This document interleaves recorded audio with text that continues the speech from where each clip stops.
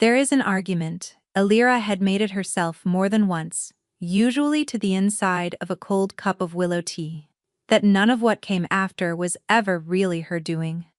If the King of Ardenmoor had been even a little less determined to get himself killed, she'd never have been called down to the Mercy that night. And if the men who kept trying to kill him had been even slightly better at their work, they'd have finished the job years earlier and spared her the trouble of ever meeting him at all. So when you followed the whole tangled business back to its beginning, thread by thread, it was really, when you thought about it honestly, entirely his fault, every last knot of it. She would have a great deal of time, later, to think about that. Elira was a healer, and before that she had been a war medic on the Ashfin line, which meant she had two settings, calm and asleep.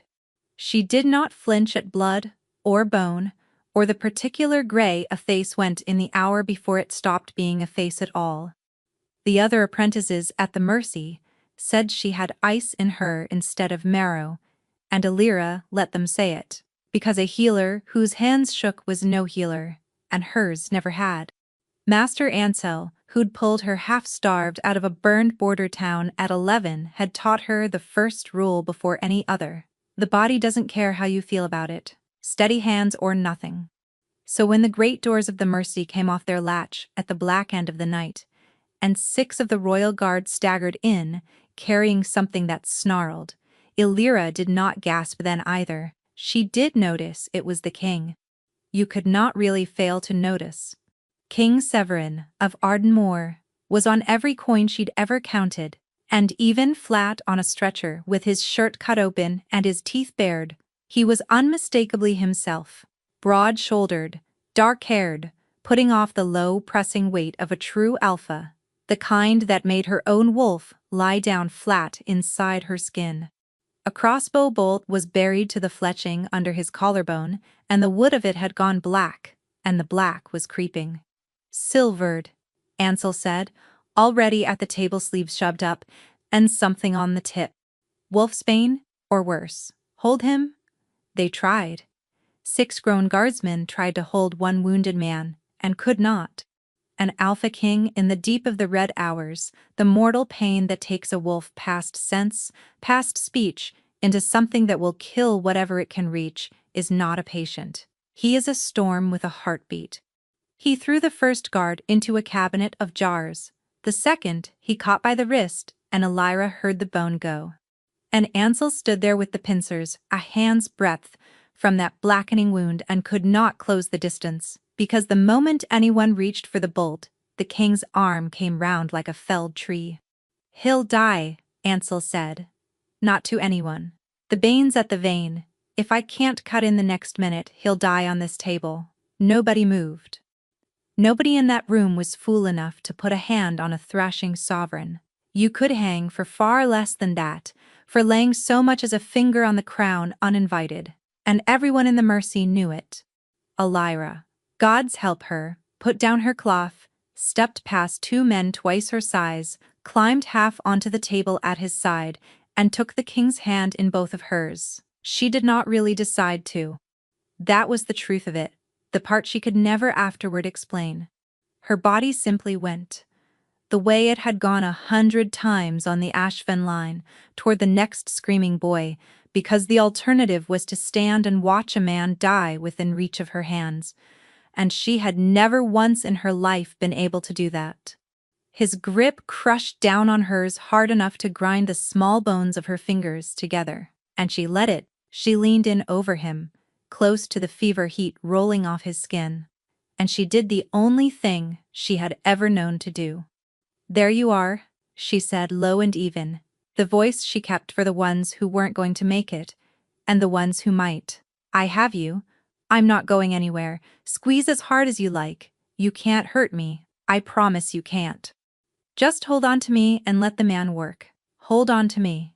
There. Good. Just here, just this." Whether it was the words, or the touch, or only that some drowning animal part of him found one steady thing in all that fire and seized it, the storm did not stop, but it turned. His head rolled toward her voice. His breathing found the shape of hers. And in the half-second his arm went slack around her instead of around the wound. Ansel drove the pincers in and drew the black bolt out clean, and the king made a sound she felt in her own teeth. And then the poison fight was on, and it was a long, ugly hour, and none of it was gentle. But he lived, gray and soaked and shaking. The bane bled and burned out of him. He lived. And when it was over, when the wound was packed, and the worst of it had passed, and every healer in the room finally let out the breath they'd been holding, Elira went to take her hands back. His fingers had locked around hers, not the wild grip of the red hours now.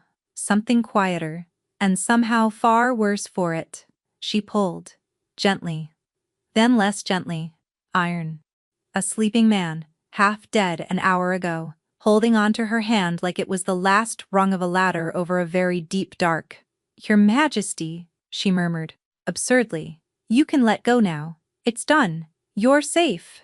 His eyes opened, pale, fever-bright, and far too clear for a man who by rights should not have been awake at all.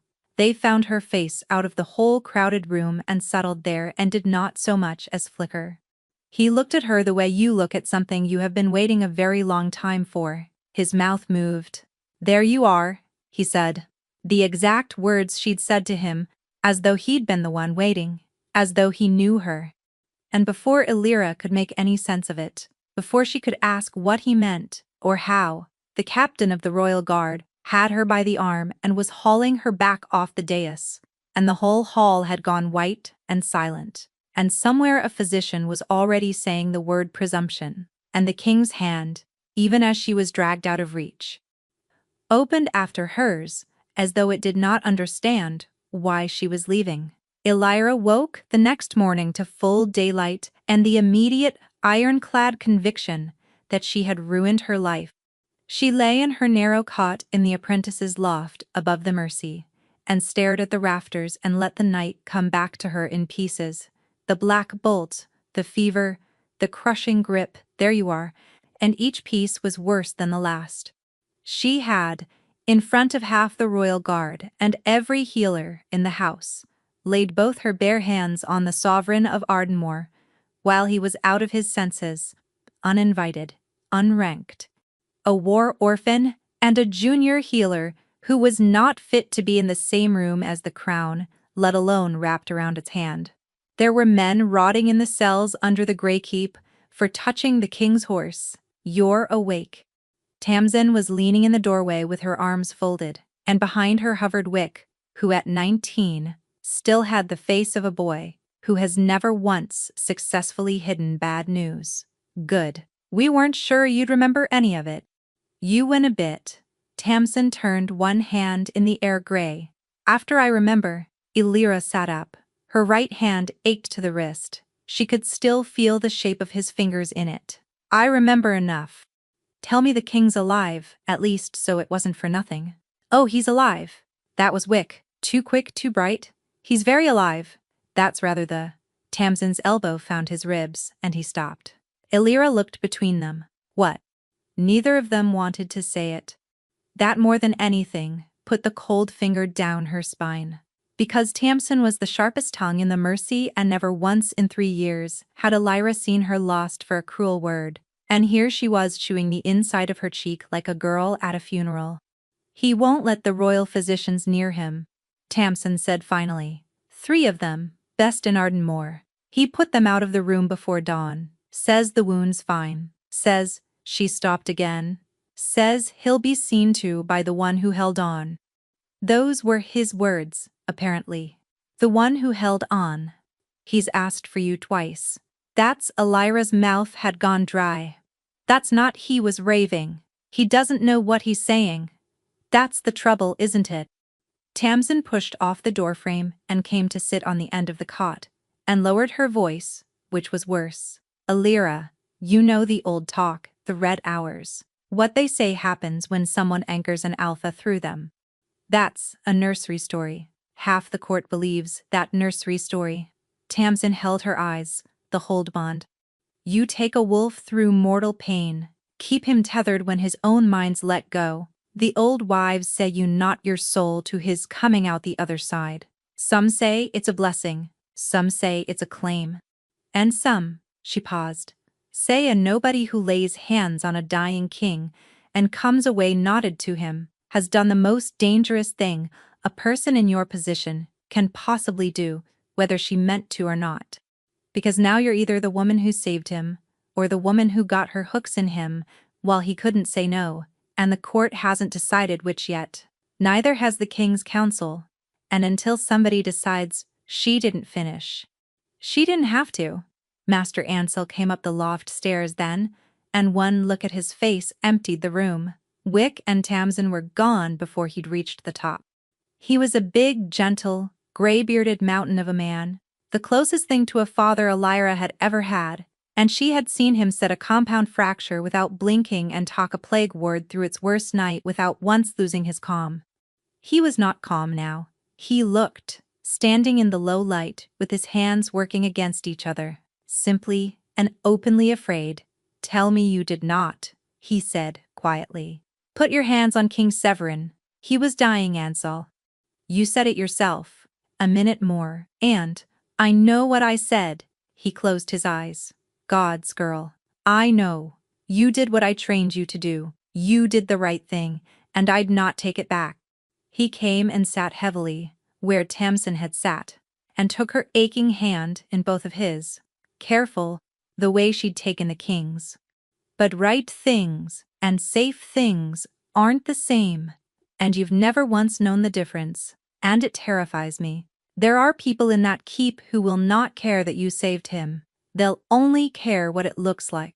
And it looks like a low-born healer put a hold on the king. Then I'll tell them the truth. It was a bolt and a poison and a pair of steady hands, nothing more. There's no bond. I don't feel anything." She meant it. She'd felt nothing but a dying man's grip and her own thundering heart. "I'll explain, and they'll see sense, and it'll be finished." Ansel opened his mouth to answer. The bell over the Mercy's gate began to ring. Not the low, single toll for a delivery, or the double for an injured man brought in. This was the high, bright, urgent ring of an arrival that mattered, and Ansel's head came up like a hound's, and through the window below Elira heard boots on the stones, a lot of them, in step, and the voice of the house steward, gone suddenly high and formal. "That's a royal escort," Ansel said very low, "at my gate, and nobody sent word." The boots came up through the building, unhurried, certain, and stopped outside the loft door. They had not come from the Grey Keep to explain anything to her. They had come to take her to it. They did not, in the end, throw Elira in a cell, though she spent the entire ride up to the Grey Keep braced for exactly that. Instead, they gave her a room with a window. A good room, high in the east tower, with a real bed and a basin and a chair by the fire, and a guard on the door who called her madam in a voice that could not decide whether she was a prisoner or a guest, which, she was beginning to understand, was precisely the problem. Nobody in the whole keep seemed to know what she was, so they had put her somewhere clean and locked the door and waited for someone far above them to decide. It was near dusk when someone did. The door opened without a knock, and King Severin of Ardenmoor walked into the room, and the air changed. She'd known he was the king. She had held his hand while he screamed. But the man on the table in the red hours and the man in the doorway now were barely the same creature. This one was upright, dressed in dark gray and no crown at all. His arm bound in a sling she recognized as her own master's work, and even wounded, even pale under the brown of his skin, he filled the room the way weather fills a valley. Her wolf came to attention beneath her ribs without being asked. She made herself stand very straight and not look away, which cost more than she would ever have admitted. "There she is," he said, "my healer, your majesty." She dropped to one knee, because that at least she knew how to do. "I owe you an apology and an explanation, and I'd rather give both than have them dragged out of me. Last night I laid hands on you without leave. I know what that is. I know what it's cost better men, but you were dying under my master's pincers, and I could not stand and watch it. And her jaw tightened, "I'd do it again. I won't pretend I wouldn't. even to save my own neck. There's no bond. Whatever the house is whispering, there's no claim. I held a dying man's hand, and he lived. That's the whole of it. Punish me for the presumption if you must, but leave the crown out of a story that hasn't got one. For a moment he simply looked down at her, and she could not read a single thing in it.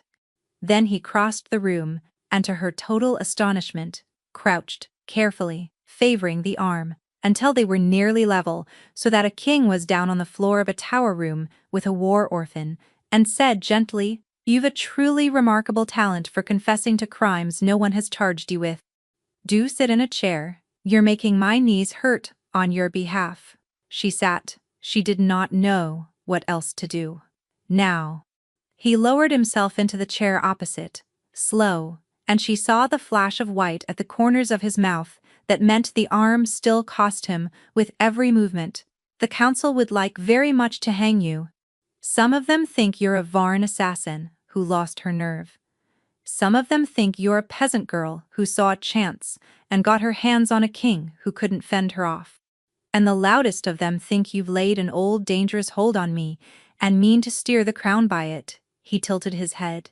"You'll be relieved to hear I've disappointed all three. Your Majesty, I've named you my personal healer." He said it lightly, the way you'd mention the weather, as of this morning. "My hand, the household calls it. You'll attend the king's wounds and the king's health and no one else's, and you'll answer to me and to no council. And any man who wants to hang you will first have to explain to me why he wants my physician dead with a Varn poison still working its way out of my blood." The easy smile again. "It solves a great many problems at once. You're too useful to hang and too watched to scheme. Everyone can stop losing sleep." Alira stared at him. "You can't. I'm a junior healer. I'm nobody. There are 3 royal physicians in this keep who couldn't get within arm's reach of me last night without being thrown across a room," he said. And for just a breath, something flickered under the charm, something tired and older than his face. "You could. You did. I'd rather that stayed close, wouldn't you say?" It was a good answer. That was the trouble. It was such a good answer that she almost missed the shape of the thing underneath it. That he had given her 3 reasons and not one of them was the true one. And that a man who ruled a kingdom did not personally climb a tower and crouch on a stone floor to reassure a healer. "Why me?" she said slowly. "Truly, not the council reasons. Why does the king of Ardenmoor care who dresses his arm?" And there, for half a heartbeat, she saw it. His eyes went to her hand, the right one, the one that still ached from his grip, and something crossed his face that she had no name for, quick and gone. Then the smile came back down over it like a visor. "Get some sleep, Alira," he said, rising, and she noticed he already knew her name, though she'd never given it. "You'll want it. You start tomorrow." He paused at the door.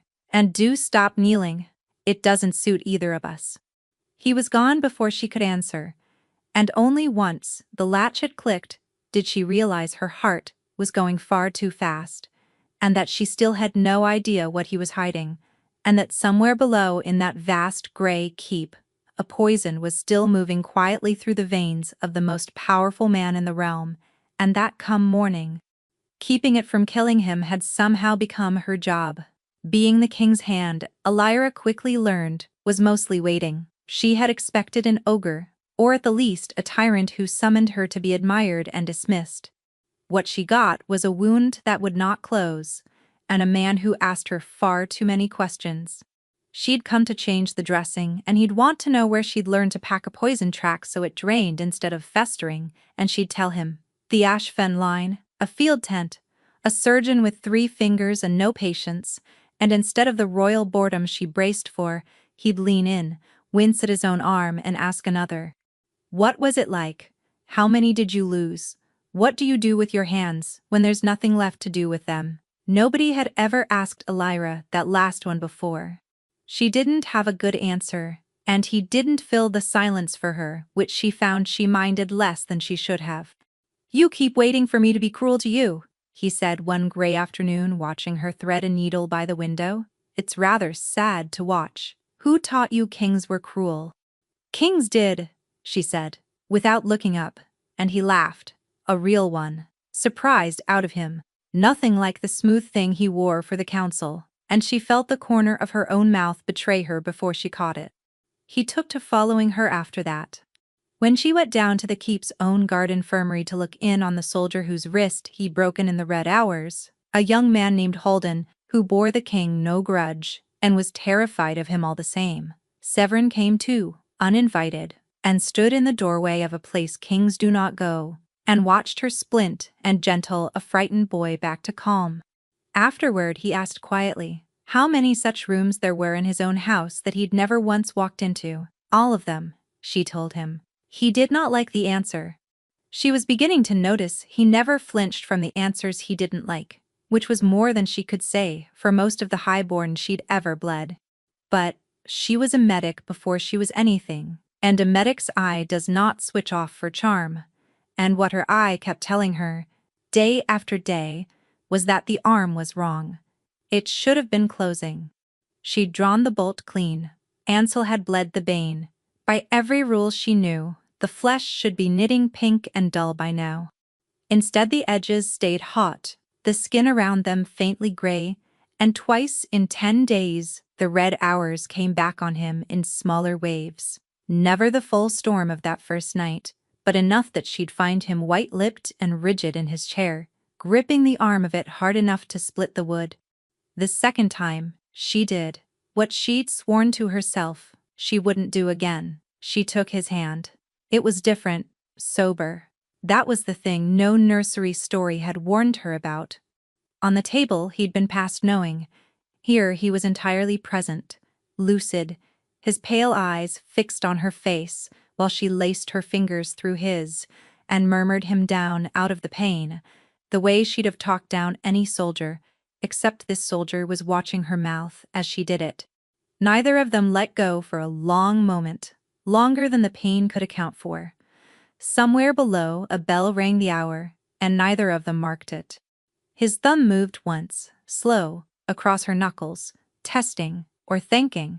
She couldn't have said which, and she watched the last of the pain drain out of his face and thought, with the clear flat panic of a woman who has just noticed the floor is not where she left it, that she was in a very great deal of trouble. "You're very good at that," he said quietly. "I've had practice." She made herself take her hand back. It cost her something to do it, and she resented that it did. "Your Majesty, this shouldn't still be happening. The bolt's out. There's no source left in you for the bane to feed on. A wound like this closes, or it kills you.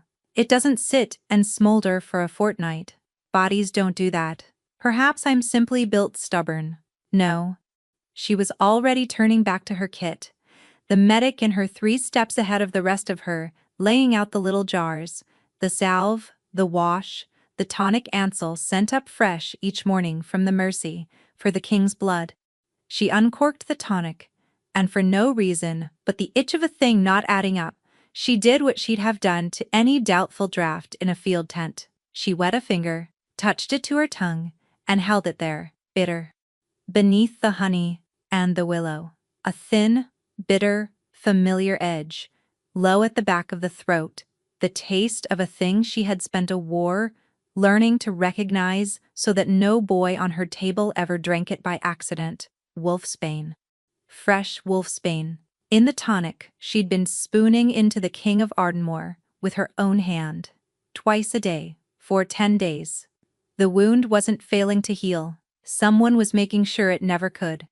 Alira set the little jar down very carefully on the sill, as though it might go off, and found that her steady hands were not for once entirely steady, because there was only one place that tonic was made, and only one house it came from, and it came sealed, and it came trusted, and it came from the Mercy, from Ansel's own stores.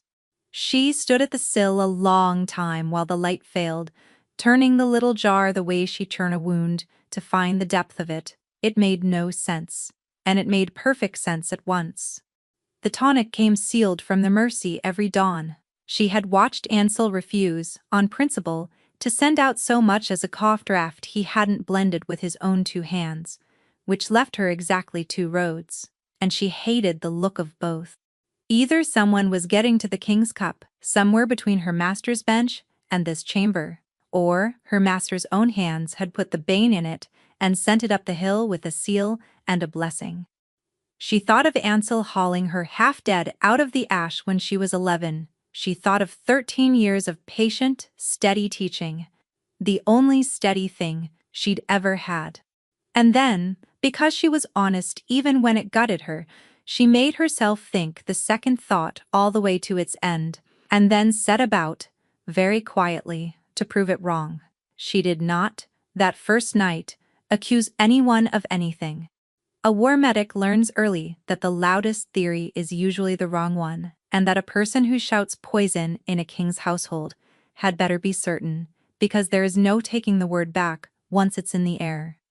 So she did what she was good at. She watched. She switched the tonic quietly for a clean wash of her own making and told no one. She counted the days and marked how the gray went out of his skin without it. She began keeping a little book of who came and went from the royal chambers, who carried the trays, whose hands touched the cup before hers.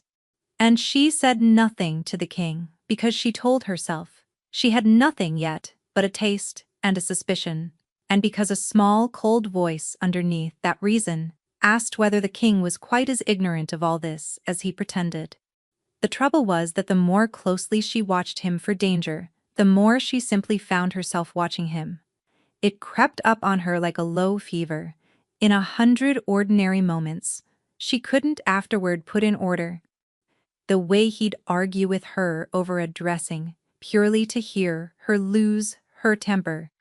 The way on the cold nights he took to walking the east rampart with her under the excuse of air, and brought 2 cups of spiced milk, and handed hers over so that his fingers brushed the backs of her knuckles, and she'd feel it clear up to the shoulder and spend the next hour furious about it.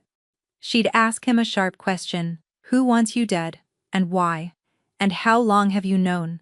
And he'd answer that she was uncommonly beautiful when she was suspicious, and slide 3 topics sideways before she noticed he'd never answered at all. She told herself it was the poison, that watching him this closely was simply the job. But the job did not explain why she'd started reading the gray at his temple, that meant a bad night before he'd said a word, or why, when a visiting lord laughed a beat too long at some remark of the king's, and laid a ringed hand on his sleeve, Alira had felt her own lip curl before she'd caught it. That last one frightened her more than the wolfsbane did.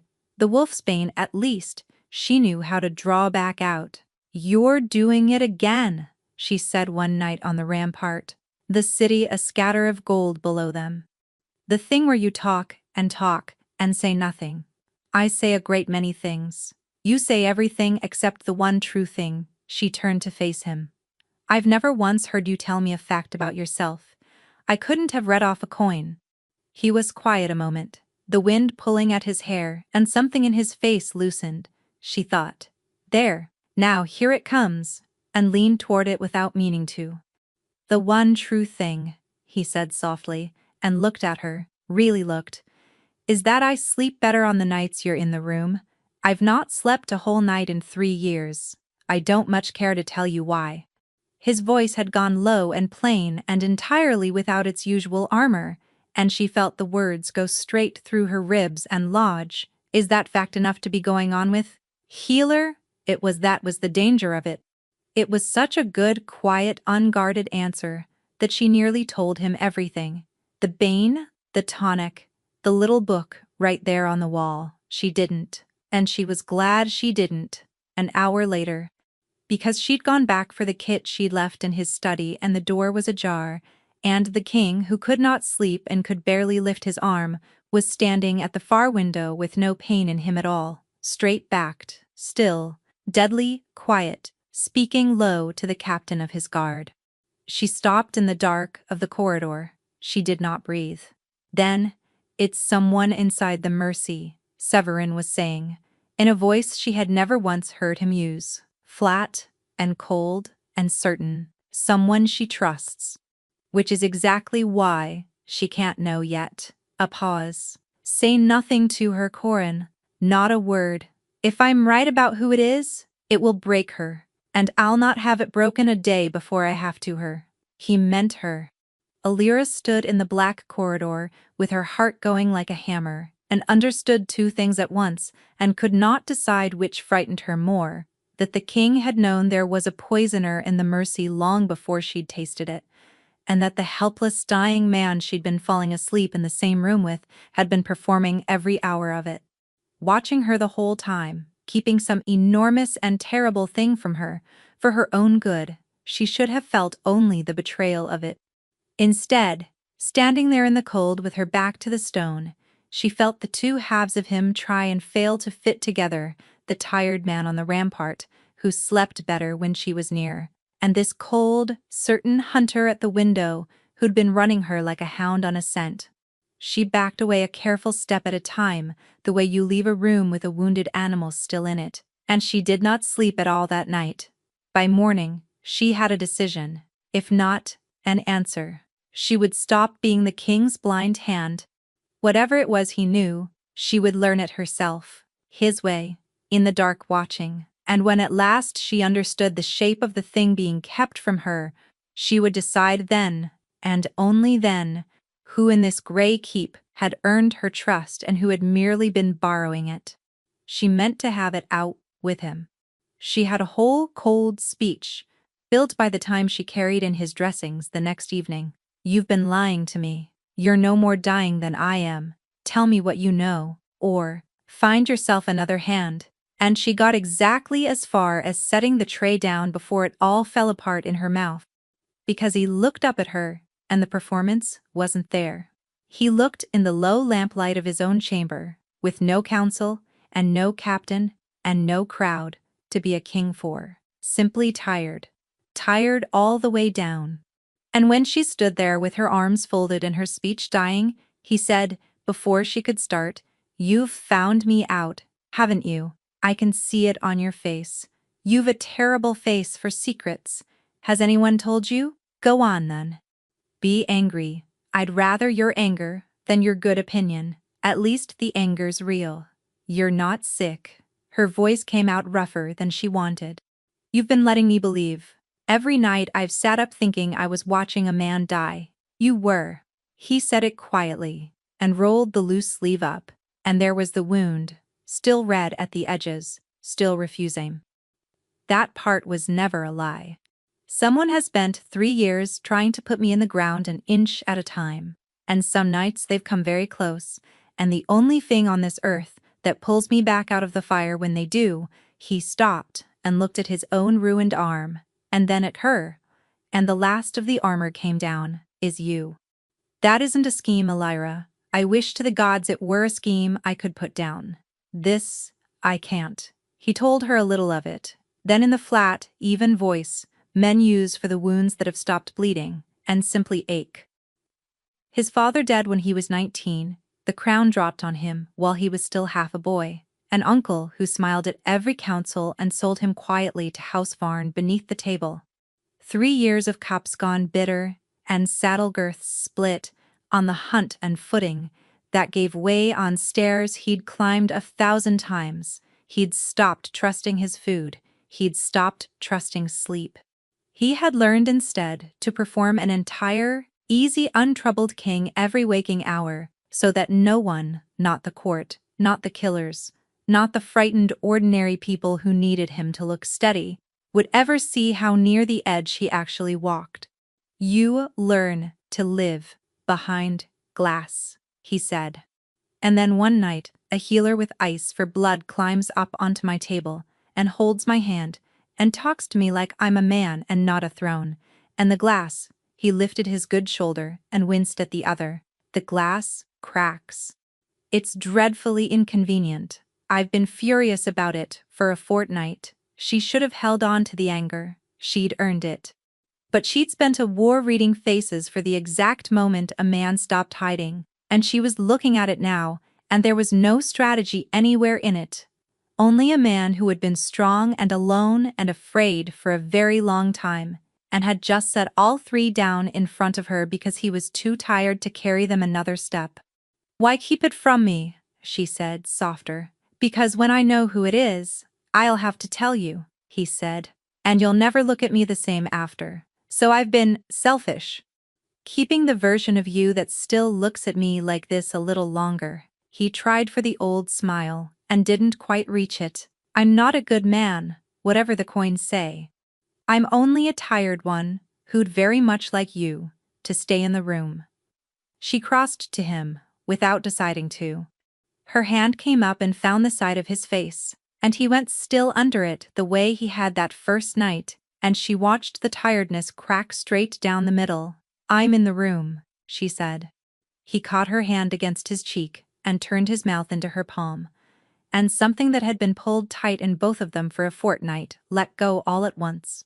When he drew her down and kissed her, it was slow and certain and entirely without the crown in it, his good hands sliding into her hair, and every careful, watchful thing in Alira went quiet for the first time in longer than she could remember. There was no counsel, no poison, no little book of names. There was the lamplight and the warmth of him, and the plain, astonishing fact that a man wanted her, not her hands, not her use. Her, and she let herself, for once in her life, simply have it. His good arm came around her and drew her in, careful, even now. Careful. The way she had learned that everything about him was careful, and she felt the steady thunder of his heart under her palm. For a moment, there was nothing in the whole gray keep but the two of them and the astonishing, unfamiliar quiet of not standing guard over herself. And then, with her heart wide open and her guard entirely down, it happened. It came through the place where they touched, the palm, still against his face, his hand at her jaw, a flood of feeling that poured into her and was not, unmistakably was not, her own. Relief, vast and drowning, fear, worn smooth with age. A want so raw it frightened her, and underneath it all, threaded through everything, a bone-deep, grinding weariness that she recognized because she'd been carrying it in her own chest for a fortnight without knowing whose it was. She could feel him, his actual heart, distinct and clear and foreign, laid open against hers. Alira wrenched back with a gasp, her hand flying off his skin as though it had burned her, and stared at him from arm's length with her breath sawing and her whole certain world tilting on its edge, because the hold bond was a nursery story. She'd said so, she'd staked her neck on it in a tower room. There's no claim. And Severine was staring back at her with his pale eyes blown wide, and she knew from his face, from the shock naked all over it, that he had felt it too. For a long moment neither of them moved. The bond hummed in the air between them like a plucked string, and Alira could still feel the ghost of his heartbeat laid over her own, and it frightened her more than any blade ever had, because a blade, she understood, a blade you saw coming. This was a door blown open in her chest that she had never agreed to open, a stranger's whole soul suddenly close enough to touch, and every instinct a hard life had built in her said that a thing this large could only ever be a thing that was taken away. That wasn't nothing. His voice had gone rough. He took a step toward her, his good hand lifting as though he might reach through the space between them and prove it real. Alira, you felt it? I felt you feel it. It was a kiss. The words came out flat and cold. The war medic's voice, the one she'd used to lie to dying boys about how bad it was. That's all it was. A kiss and a long fortnight, and two tired people with no sleep between them. It wasn't, whatever you're about to name it, it wasn't that. He stopped. She watched the hope drain out of his face the way water drains from a cracked basin, and she hated herself. And she did not take it back, because taking it back meant believing in it, and believing in it meant she had, at last, something she could lose. Right, he said, after a moment, very quietly. Of course. A kiss. And the smooth king slid back down over the tired man like a visor lowering, and she had done that. She had put it there, and it sat worse in her than any wound she'd ever failed to close. She'd spent a lifetime keeping the safe distance. It was the first thing the war had taught her, And the last thing she'd never quite unlearned: you did not let yourself love the ones on your table, because half of them died, and a healer who broke every time was no use to the next one. She had built her whole self around that rule, brick by careful brick, and here was a man asking her to pull it all down for him on the strength of a feeling that had come through her own skin uninvited, and she could not do it. She would not. She would sooner call the truest thing she had ever felt a kiss, and be done, and stay standing. She should have known the poison would choose that night to make its move. She'd switched his tonic 10 days before and told no one, and for 10 days the gray had gone out of him and the wound had begun at last to knit. She had thought it a victory. She understood, far too late, that it had been a provocation, that whoever had spent 3 patient years killing this man an inch at a time had felt their poison fail and understood that someone in the house had found them out. And they did not stay patient after that. It was past the deep of the night when her door banged open and Wick stood there, white as tallow. "The king, it's the king. Come, he's..." And she was running before he finished the sentence, down the cold halls in her shift. She heard it before she reached the doors. Not a cry, for a king does not cry out, but the low, tearing sound of a great animal spending the very last of its strength. The red hours had him, and this was no small wave. This was that first night doubled and set alight. He'd already thrown 2 guards. There was blood on his mouth where he'd bitten clean through his own lip, and blood black through the bandage where the half-healed wound had torn wide again, and when his eyes rolled toward her, they were not seeing anything at all. "Out," she told the room, "all of you now," and they went. Because a person who sounds that certain is obeyed, and then it was only her and the storm. She climbed onto the bed and took his hand in both of hers, that same right hand, and it crushed down on her as though it meant to grind her bones to meal, and she let it. "There you are," she said, into the furnace of him. "I have you. I'm here, and I'm not going anywhere, and you cannot get rid of me, so hold on to me. There, hold on." And she held. Through the worst hour of her life she held, while his heart stumbled, and caught, and stumbled again, under the flat of the hand she'd pressed to his chest, while she poured everything she had down through that terrifying open door, between them. "Steady, stay with me. You don't have leave to go, until, gods knew how, somewhere near dawn." The storm broke, and set him down on the far side of it, hollow and gray and barely breathing. Alive. Just. She did not let go of his hand until the sun stood full in the window. When he could speak, the first thing he did was close his fingers around her wrist. "Tell no one what this was," he said hoarse. "Not the council, not the guard." A pause, and a thing moved behind his eyes. She couldn't read. "Not Ansel. Especially not Ansel. Do you understand me? It's the poison, not the wound. Someone dosed you. Tell no one." His grip tightened. "Elira. There's a delegation already in this keep. The Frostfell packs, and half my own council already thinks me too weak to keep my crown. If it gets out that I've been poisoned inside my own walls, and cannot name the hand that did it, House Varn will have this throne by month's end, and the border will be at war by the next. I need you to trust me. Just once. Say nothing and let me work." It was a good reason. It was such a good reason, and it was also, she saw, watching that careful face, one more door quietly shut against her, one more enormous thing he knew and would not set in her hands. "All right," she said, and she even meant it, for about an hour. But Elira had never once in her life been able to leave a wound unprobed, and there was a very large one festering somewhere beneath her feet in the dark of the Mercy. And by the time the keep had gone quiet again, she was pulling a cloak over her shift and going down the hill in the dark to find it herself. The Mercy at that hour was a different country. The great ward lay dark and breathing with sleepers. The herb store at the back was a black room, full of the smell of her whole life: camphor and dried yarrow and the Swedish rot from the poison cabinet. She knew it blind. She had meant to go straight to Ansel's shelf, to the sealed jars of the king's tonic, and prove to herself with her own two hands that her master's stores were clean, and then go back up the hill and sleep. There was a lamp already lit at the back. Alira went still in the doorway. Someone stood at Ansel's bench, with the poison cabinet standing open, and a sheaf of papers in one hand, and for one lurching heartbeat, she thought, caught him, the poisoner. Here is the hand at last. And then the figure turned, and the lamp found his face, and it was the king. Severin.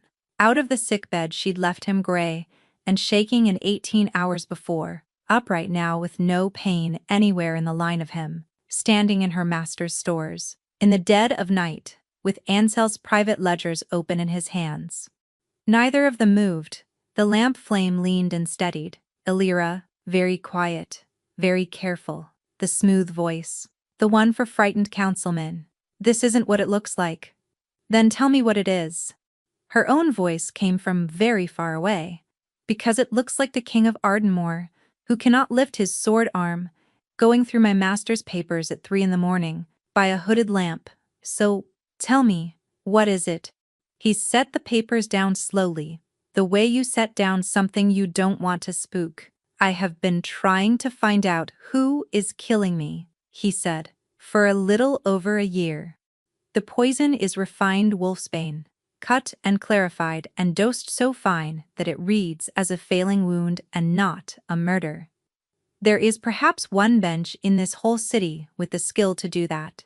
He didn't look at the bench under his hand. He didn't have to. I had the dregs of a dozen doses tested quietly, by a hedge healer in the low city, who's never once seen my face. Everyone came back the same. Wolfsbane, thrice clarified, cut with milk thistle so it reads as a wound that simply won't mend. Not a murder anyone would think to look for. There are perhaps 4 people alive with the craft to refine it that fine. 3 of them are dead. The 4th taught the healer who has carried my cup to me every dawn for weeks now. He turned a page without looking at it. Do you know how long it took me to make myself follow that thread to its end? I kept hoping it would run somewhere, anywhere else. It never once did, and the coin that's paid for it, he went on, has been bled out of this house for years. Silver ordered for the mercy that never arrives. Medicines, requisitioned twice and sold on once. Supply books that contradict each other so cleanly that no one upstream has ever been able to follow the thread, every copper of it running downhill, in the end, to House Varn. I think the men who've tried to put a blade in me have been carrying Varn's money, he went on, relentless, gentle, terrible. And I think the poison in my blood was refined in this room. Alira, every thread of it runs back to one pair of hands, and they are the hands that raised you. Stop. The word tore out of her. You're wrong. You don't know him. Ansel is not. He wouldn't. She stopped. Because underneath the roar of not Ansel, never Ansel, something cold and quiet had already begun, without her leave, to assemble itself. The tonic sealed in his own hand. The gray that had lifted the moment she'd switched it. 13 years of a man who refused to let anyone touch the king's cup, but her. She stood there in the dark with the smell of her whole life around her. The shelves she'd stalked as a girl, the benches she'd scrubbed on her knees, the poisoned cabinet she'd been taught to fear and respect by the very hands now laid open on the table before her, and felt the floor of 13 years begin, very quietly, to give way beneath her. He held the ledger out then, open, his thumb resting on a line. Look for yourself if you won't take it from me. Silver ordered for the mercy in your master's own hand. 3 years running, delivered nowhere. Signed for, by men who don't exist. And here, another page, on the same nights, those shipments vanished. A cart left the mercies back. Gate for the Varn estates. He has been bleeding your house dry to fund the thing that's been bleeding me, and dressing the theft up as your supply troubles the whole time. The shortages you've cursed for years, the orders that never came, the bandages you rationed. That was him, Alira. You've gone without. so that House Varn could buy the knives meant for my back. No, she would not look at the page. She could not, because she knew that if she looked, some part of her that had trusted that hand for 13 years would begin against her will to read and match the writing and never once be able to unsee it. You could have written any of that. You're the king. You could have a scribe forge me 100 ledgers before breakfast. I could, he agreed quietly. And you'd be right to doubt me. Which is exactly why I never once asked you to take my word for it. Why I did this in the dark, alone, for a year, so that when I finally moved on him, I'd have the thing itself in my hand, and not just my word against a man the whole city loves. He set the ledger down on the bench between them, gently, like an offering. I didn't want it to be him either. He's the nearest thing to a father you have in the world. I know exactly what I'm asking you to lose. Say I'm wrong, she whispered. Look at me and say I'm wrong. He looked at her for a long, long moment. She watched him search for the words, and she watched him fail to find the ones that would let her keep her whole life intact. He did not say she was wrong. She pressed the heels of both hands to her eyes, hard enough to see sparks. When she took them away, her voice had gone very steady, which was how she knew how much trouble she was in. She only ever went that steady over the worst wounds. That's why you kept me, she said. Isn't it? That's the whole of it. You needed someone Ansel trusted, someone he'd raised, who'd walk in and out of his stores, who could carry the king's cup and never once be questioned. And a war orphan with steady hands and no family to make noise if it went wrong, that was as good as you were ever going to get. She looked at him. You named me, your hand, so you could hold Ansel's own apprentice up close to the light and watch what she led you to. She said it without heat, laying the pieces out on the table between them the way she'd lay out instruments before a bad cut. And that was how he knew how deep it had gone. She only ever went cold and orderly like this, over the wounds that were already past saving. A useful orphan. Gods. It's almost elegant. No family to make noise, no one to come asking. The best pair of hands in the house, and all of it wrapped up neat in a nursery story about a bond, so the whole court would swallow it down without chewing. It began that way. He didn't flinch from it, and somehow that was worse than a lie would have been. I won't insult you by pretending otherwise. When you laid hands on me that night, and the whole court started shrieking hold bond, I saw a way to put Ansel's own girl where I could keep her. Yes, that is how it began, Alira. I swear to you on nothing you'd believe that it is not how it. Why not simply arrest him? She cut in. You're the king if you were so certain. Why the year? Why the games? Why me? Why not have him in a cell? Because being king doesn't make me untouchable. For the first time the steadiness in him frayed. Ansel holds the loyalty of every healer in Ardenmoor and hath the goodwill of the low city besides. House Varn stands behind him, and a foreign delegation stands in my hall. And if I clap the realm's most beloved healer in irons on a suspicion, with no proof a plain man couldn't argue away, I will look exactly like what Varn has spent 3 years whispering that I am. A weak, frightened boy, king purging the people who frighten him. There'd be blood in the streets by dawn, and a war on the border by spring. I could not move on him until I had a thing not one soul alive could argue with. I'm sorry, I could not. It was a good answer. That was the very worst of it. It was a good answer, and she hated it for being one. You could have told me. Her throat had gone tight. You watched me put my own body between you and that storm. Twice, you let me hold your heart in my hand, while it forgot how to beat. And in the whole of it you never once thought I'd earned the truth? I cleared you the first night, he said, low, in case that matters at all. A plant of Ansel's would never have done the one thing you did, climbed onto a dais, in front of the entire court, and laid both hands on a dying king when standing back, was safe and touching him, could hang her. You drew every eye in the realm straight onto yourself to save a stranger with nothing on this earth to gain by it. And then you tasted his tonic, and you didn't run to him, and you didn't keep dosing me. You switched it, quiet, and told no one, and watched me get well. His voice cracked, just once. You were the single person in this keep I never had to wonder about. That's why it had to be you. And it's why I couldn't stand to be the one to break your whole world in half. I kept meaning to. I kept not being able to. That isn't a kindness. Her voice stayed low and even.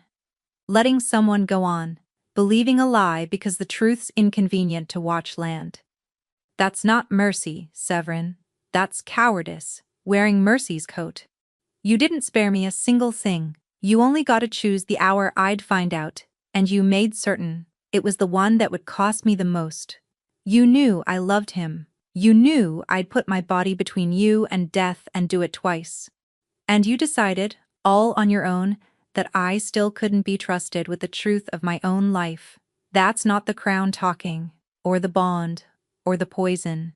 That's only what you think I am. He flinched, because none of it was wrong. And there it was, laid out plain, and she could find no crack in any of it, and that was somehow the thing that undid her.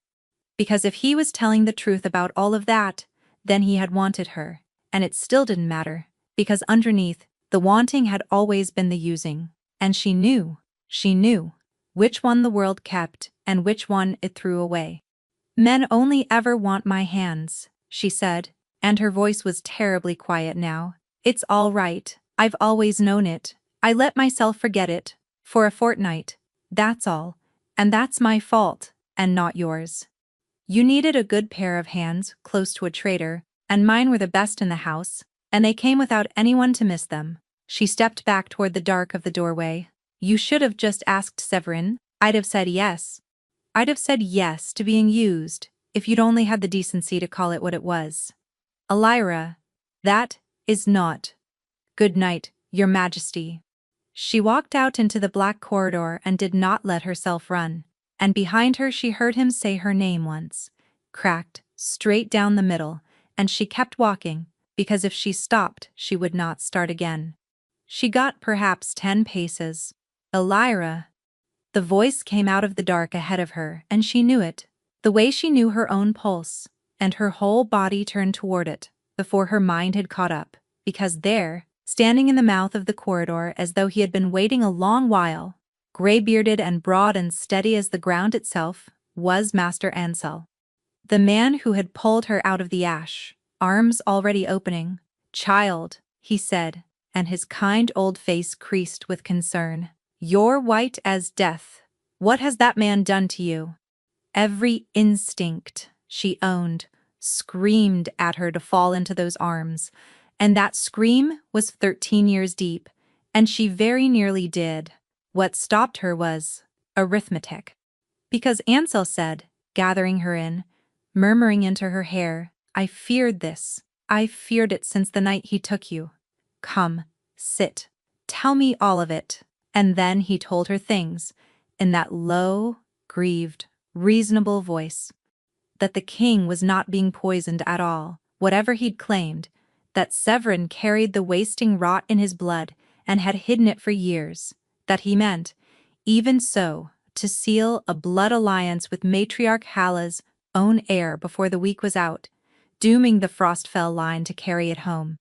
That a king who would do such a thing was not fit to hold the crown, and would fall, and that good and steady houses stood ready to catch the realm when he did, House Farn among them.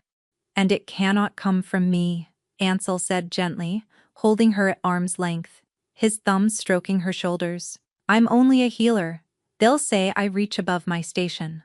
It has to come from someone the matriarch will believe, without a breath of doubt. It has to come from you, child. The king's own hand. If you tell her you have seen the rot in him with your own eyes, not a soul in that room will question it." And Elira, who had gone very still, heard the whole thing land and fall apart at once, because she was the one who had treated the king for a fortnight, and there was no rot in him, none there had never been. The symptoms were bane, because a wasting did not lift the day you changed a man's tonic. because Ansel had just described, in loving detail, symptoms that matched nothing she had ever seen in that sick room, and everything she would invent if she wanted a healthy man, declared a plague carrier before a foreign queen. He was lying to her.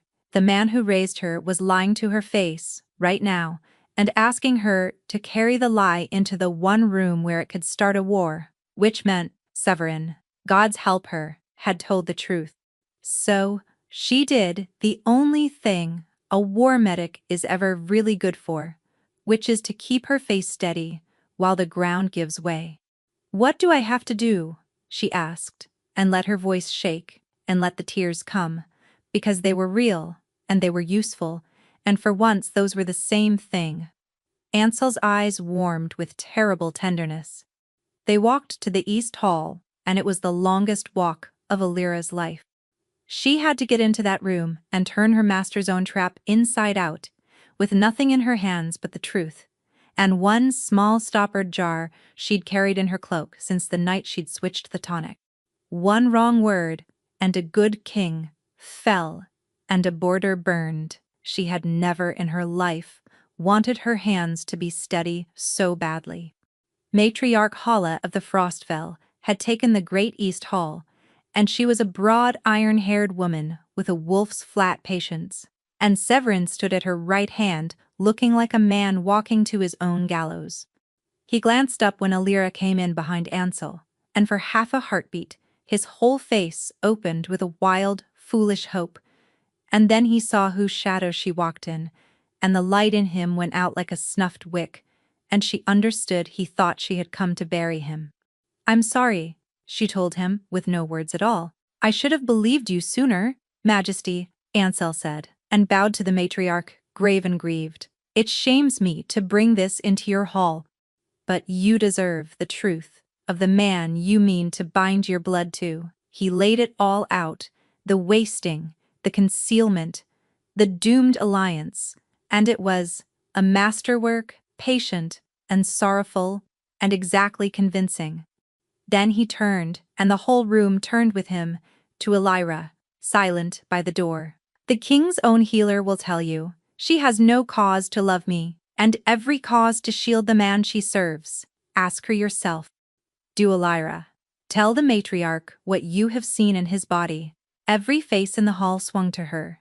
The matriarch, leaning in, Ansel so certain of her he was already half turned to watch the king fall, and Severin, who thought the last person he'd let close, was about to finish. What 3 years of poison hadn't? She looked at Ansel.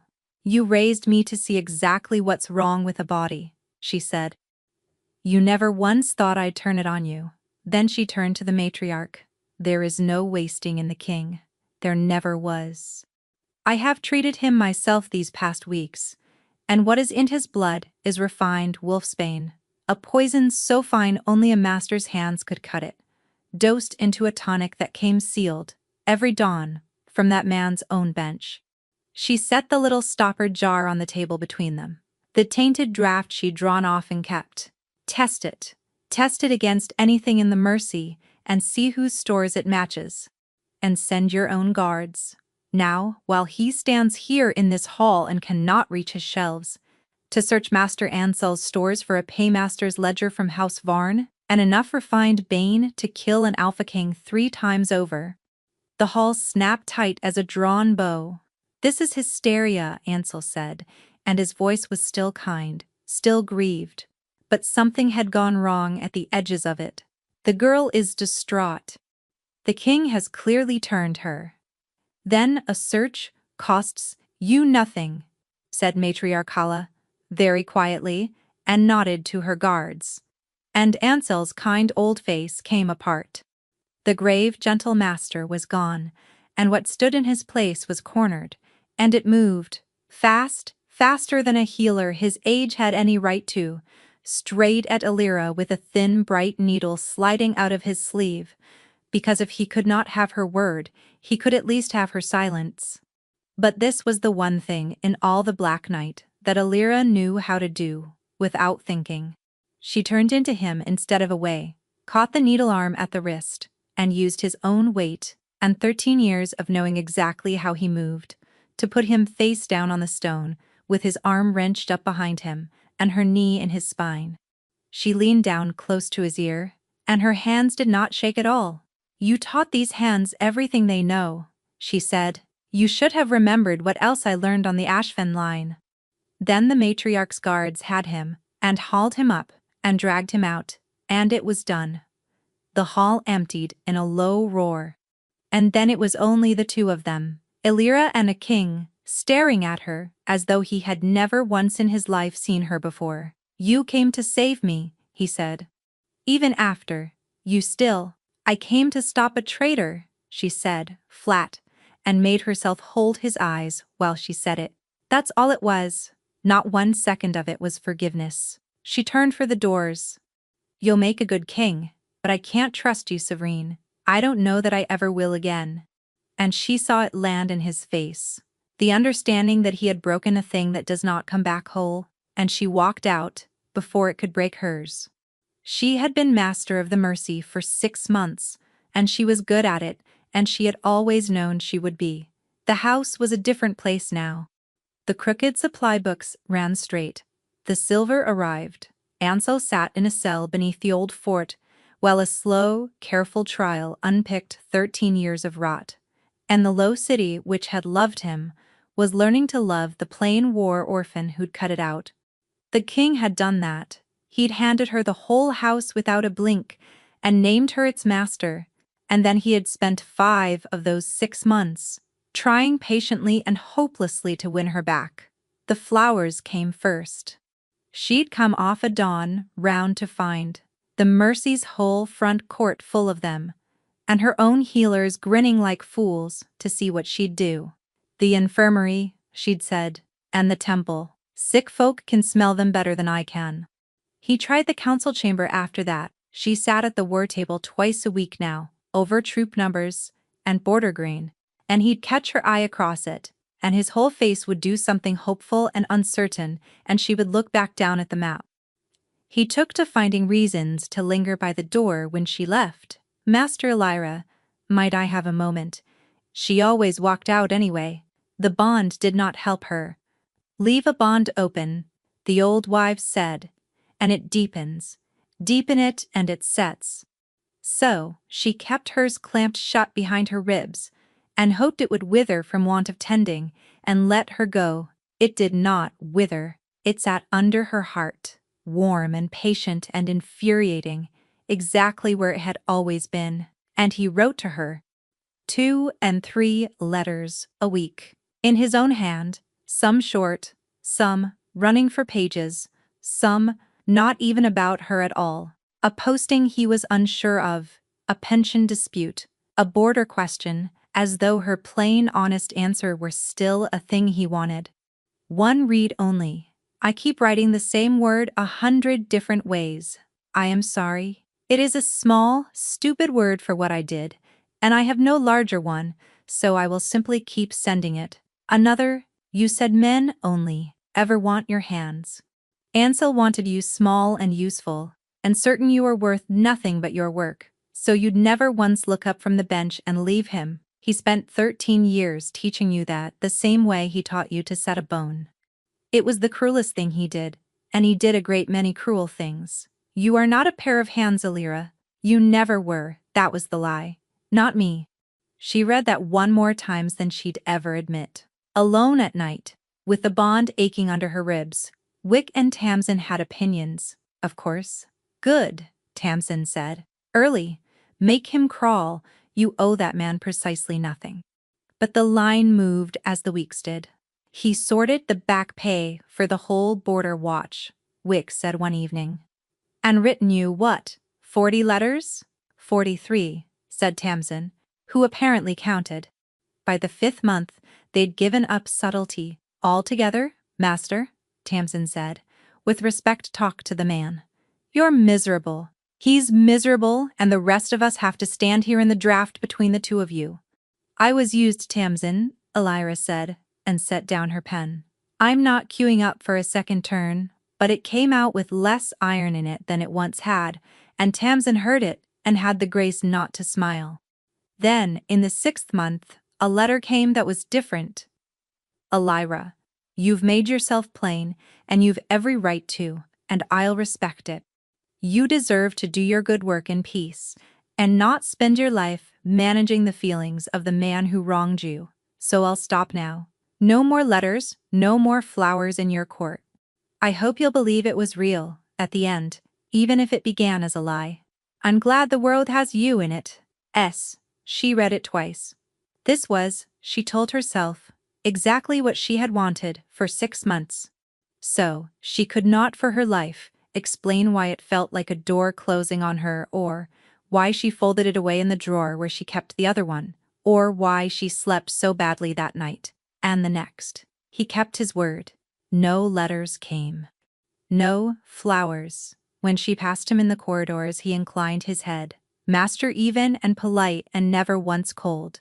Just done. This is what you wanted, she told herself, and did her work, and did it well, and every single night the warm, patient thread under her ribs stayed precisely where it was, and refused to fade. Until the knock. Wick came into her office, gray-faced, Tamsin at his shoulder, the same color, both of them wearing the particular look of people who have made a very large mistake. "What?" Elira said, slowly rising. "What did you do?" "It's the king," Tamsin said. "He's gone.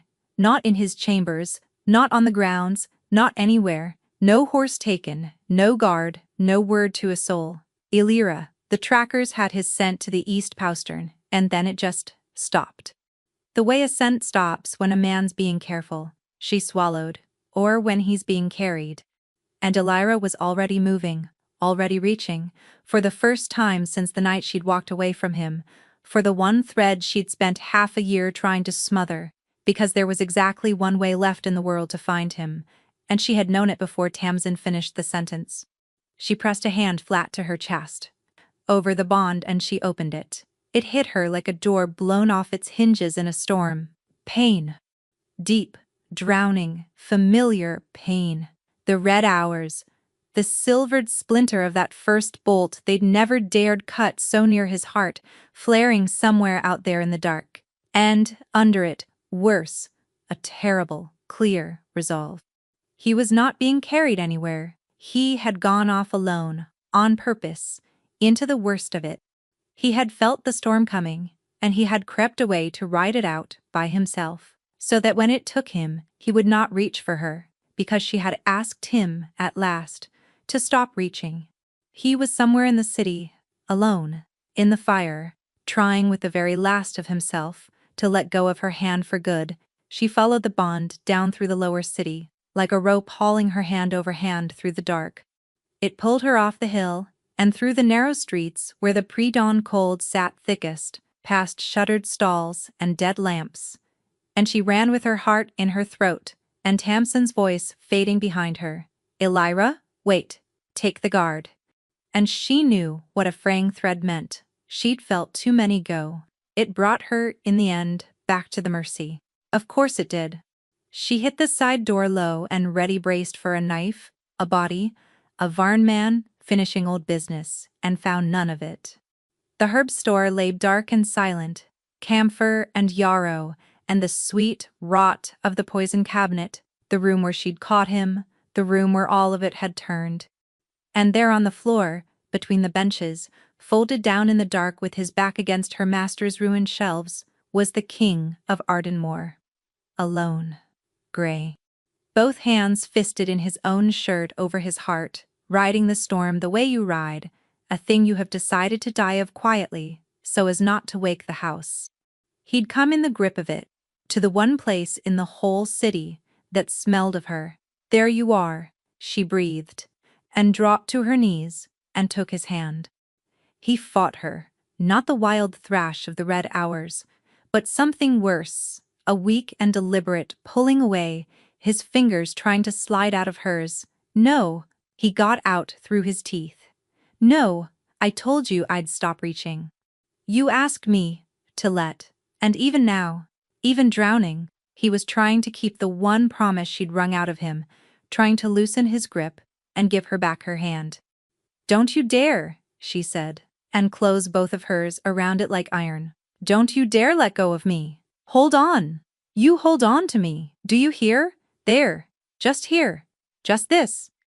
And she held him through it, poured herself down the open bond, steady and fierce and unhidden this time. Nothing clamped and nothing denied, until the silver's fire guttered and sank, and the storm set him down at last on the near shore, hollow and shaking and alive. For a while, neither of them could speak. His head came to rest against her shoulder, his breath warm and ragged at her throat, and she felt through the wide open bond exactly what he felt, and there was no mask anywhere in it, only relief and grief, and the plain, helpless, enormous fact of her. Then he stirred and tried, God's help him, to draw his hand out of hers one final time. "You should go," he mumbled. "Before I'll only reach for you again. It isn't fair to you. Go on, Elira. Let go." "No," she said. He went still. "You held on to me first," she said, and her voice cracked, and she let it. "That first night, out of your senses, half dead on my table, you wouldn't let go of my hand, and everyone in that room watched you refuse. Well," she tightened her grip until it must have hurt, "it's my turn, and I'm not letting go first. Not tonight, not tomorrow, not in 50 years. You'll have to be the one to do it, and you won't, because you're a coward about exactly this one thing. And so it turns out am I. So, we're stuck." Her tears fell into his hair. "You wanted the rest of me, not just the hands. You said it in a letter, and I read it 100 times. I'm giving it to you. Don't you dare let go." His hand turned in hers and gripped back hard, and the bond between them flared bright and whole and utterly without artifice. The man who hid everything, hiding nothing at all. She felt all of it come through at once, 6 months of a grief that was the exact twin of her own, the letters and the flowers, and the hope starved quietly because she'd asked it to be, the night he'd watched her switch his tonic and understood she had chosen to save him before she'd even decided to like him. And underneath every scrap of it, steady as a second pulse, laid alongside her own, a wanting that had nothing whatever to do with her hands. It had been true. She had been so busy standing guard over the wound that she'd never once thought to check whether the thing she feared had already happened, whether she had gone and fallen anyway in a sick room over a man who slept better for having her in the room. She had, of course she had. She'd known it on the rampart with the cold milk in her hands, and looked it dead in the eye and called it a kiss. "Marry me," he said into her shoulder, wrecked and hoarse and entirely undignified. "I know I've no right to ask. I'll spend the rest of my life earning it. Marry me, Elira. Ask me again when you can stand up," she said, and felt herself smile for the first time in 6 months. "Ask me tomorrow when you'll remember it. And you'll say yes." She pressed her mouth to his forehead, warm and damp and alive under her lips. "Ask me tomorrow," she said, "and find out." He asked her the next day, standing, sober, both feet under him. He asked her at the war table, until Tamsin threatened to resign in writing. He asked her on the East Rampart, with the spiced milk going cold in his hands, and once with so many flowers, the Mercy smelled like a festival for a week. And on a perfectly ordinary morning, months on, she looked across a breakfast table at the man, grinning hopefully over the teapot, and she said, yes. The whole city turned out for it, the boy king nobody had thought would last a winter, and the plain war orphan who'd seen the man behind the glass before anyone else had bothered to look. He wept through the vows. She'd known he would. She didn't quite, but it was a near thing, and the bond gave her away anyway, and he laughed at her through his own tears, until she stopped caring who saw. Tamsin, who had counted every last letter, stood up at the feast, and told the whole hall how their master had thrown out 6 months of the man's flowers, and then run half across the lower city, barefoot, the one night he finally stopped sending them, and the hall roared. Ansel's name was not spoken. His trial had ended quietly. Weeks before, Housevarn had folded the moment the ledgers came to light. The border stayed shut, and the Frostfell stayed friends. All of it was real, and none of it was what she'd remember of the day. "You're stuck with me now," he murmured when it was done, his hand wrapped fast around hers. "No letting go, no taking it back."